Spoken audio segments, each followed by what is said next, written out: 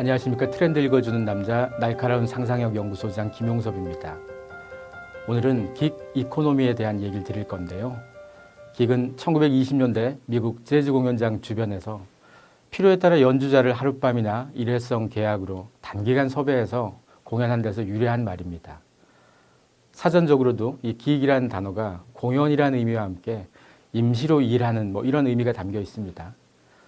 연주자를 상시 고용하는 것은 현실적으로 쉽지 않습니다. 그래서 현장에서 일회성 고용을 하는 셈인데요. 이건 새벽 인력 시장에서 그날 필요한 사람들 하루치 고용으로 데려가는 것과도 비슷합니다. 그들이 가진 재능과 업무 역할의 차이가 있을 뿐 일회성 단기 고용 계약이란 건 같습니다. 이제 긱은 고용에서 중요한 화두가 되었습니다.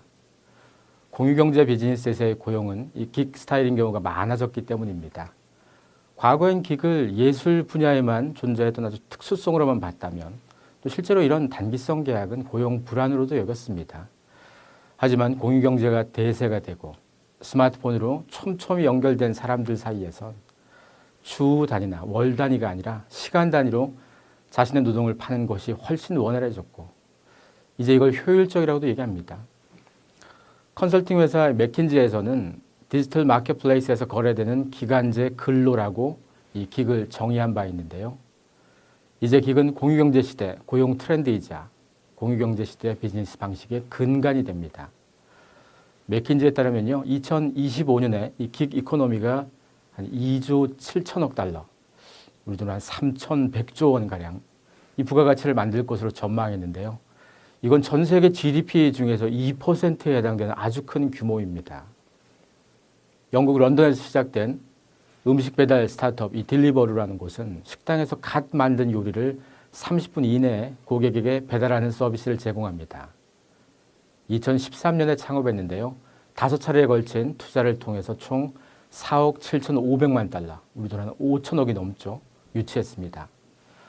기업 가치는 10억 달러 이상으로 평가받는데요. 이 딜리버루는 2016년 8월 기준으로 영국을 비롯해서 유럽, 호주, 홍콩 등 12개 나라 84개 도시에서 약 16,000개 음식점에 음식을 배달해주고 있습니다.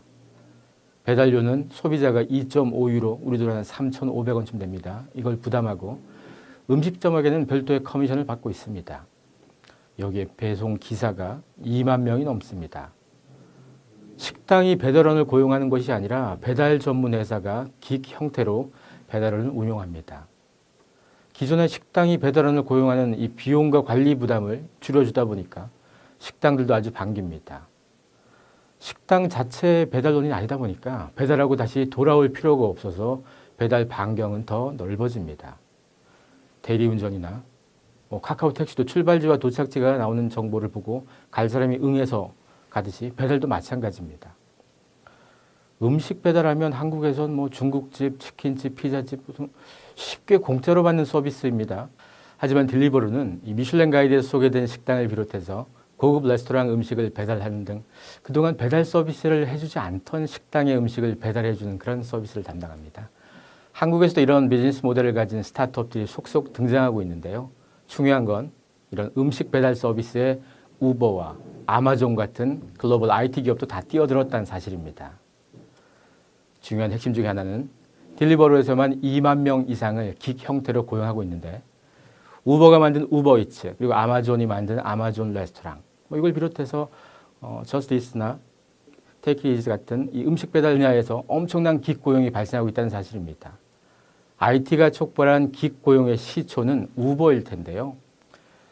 트래비스 칼라닉 CEO가 2016년 8월 달 인터뷰에서 밝힌 우버의 기사 숫자가 150만 명이었습니다. 전 세계에서 우버를 통해서 긱 고용된 사람이 150만 명이란 얘기인데요. 우버와 비슷한 립트라는 회사에서도 2010년 1월 기준으로 기사 숫자가 한 70만 명이라고 발표한 적이 있었는데요.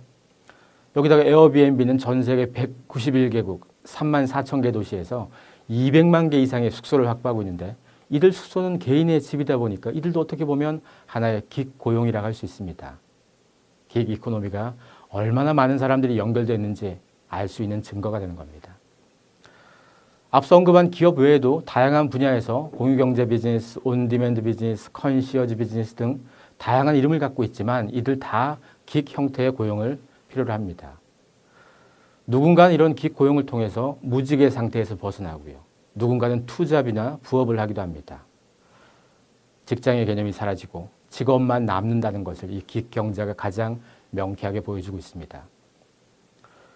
기계 확대와 함께 급여 방식에도 변화가 생기고 있는데요. 차량 공유 서비스 업계에서 우버에 이어서 2위 업체인 리프트 같은 경우 운전자들에게 주급이나 월급이 아니라 당일 현금으로 지급하는 방식을 2015년 11월부터 도입했습니다. 전체 운전자의 3분의 1가량이 당일 지급식으로 적용을 받고 있고요. 우버도 2016년 3월부터 운전자들에게 직불카드로 급여를 수시로 인출해 갈 수 있도록 했습니다.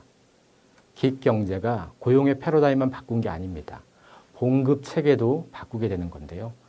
일한 걸 바로 받는다고 해서 인스턴트 급여라고도 하는데요.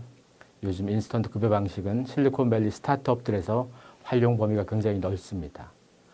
그리고 뭐 공장, 병원, 콜센터처럼 유연한 시간제 노동을 많이 하는 곳에서 이런 인스턴트 급여가 월급 방식보다 더 효과적일 수 있다는 보고가 많이 나오고 있습니다.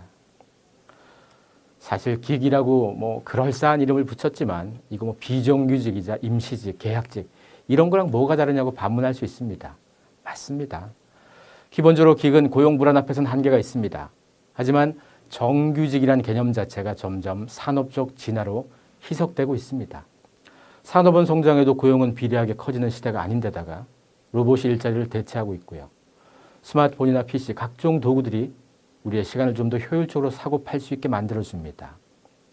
이제 과거의 노동 환경을 따지는 것은 무의미해졌습니다. 시대가 바뀌고 비즈니스 모델이 바뀌는데 과거 고용 형태만 고수한다는 거, 이제 이건 넌센스가 되었습니다. 긱 이코노미가 바꿀 고용 환경, 이제 우리도 한번 생각해 볼 때입니다. 지금까지 트렌드 읽어주는 남자 김용섭이었습니다. 고맙습니다.